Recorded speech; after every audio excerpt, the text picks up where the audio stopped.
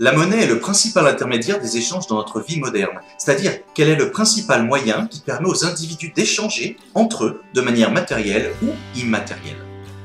La monnaie n'est pas l'unique moyen d'échanger, bien entendu.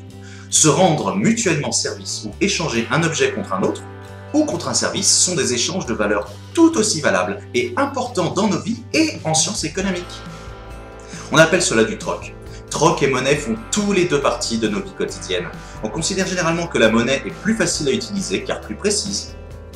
Les trois critères qui définissent une monnaie sont premièrement facile à diviser afin de faciliter l'échange entre deux personnes, deuxièmement facile à conserver afin de pouvoir l'utiliser à long terme, et troisièmement ayant une valeur intrinsèque, c'est-à-dire qui a une valeur de par sa nature propre qui lui confère une utilité, comme par exemple l'or. Ceci fait de la monnaie une valeur de référence commune pour une ou plusieurs sociétés humaines. C'est la raison pour laquelle nous utilisons toujours dans le langage courant le terme d'argent au lieu de monnaie. Il est très peu probable que vous ayez déjà utilisé de l'argent, le métal, pour payer quoi que ce soit.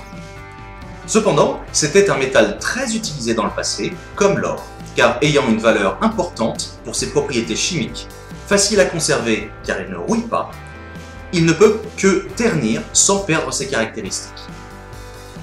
Très facile à recycler, cela le rend facile à diviser pour recréer de nouvelles pièces ou de nouveaux lingots. Dans le langage plus familier, le terme de blé est toujours utilisé pour désigner la monnaie car très facile à diviser, à conserver et ayant une valeur alimentaire historique très importante au Moyen-Orient et en Europe. Il était souvent utilisé comme monnaie. Dans les pays occidentaux, l'usage de monnaie ayant une valeur intrinsèque a progressivement été abandonné au cours des 19e et 20e siècles au profit de la monnaie fiduciaire, c'est-à-dire les pièces de monnaie modernes et les billets de banque. Depuis 1971, il n'existe presque plus de monnaie reconnue au niveau international ayant une valeur intrinsèque. La valeur des monnaies est désormais liée à la confiance que les utilisateurs lui portent. Les monnaies que nous utilisons aujourd'hui s'appellent donc fiduciaires, c'est-à-dire, premièrement, la monnaie divisionnaire, qui se compose des pièces et des billets. Elle représente aujourd'hui dans le monde environ 5% de la monnaie en circulation. Le deuxième type de monnaie est la monnaie scripturale, c'est-à-dire celle qui est écrite, par exemple sur votre compte bancaire. Aujourd'hui, elle représente environ 95% de la monnaie en circulation.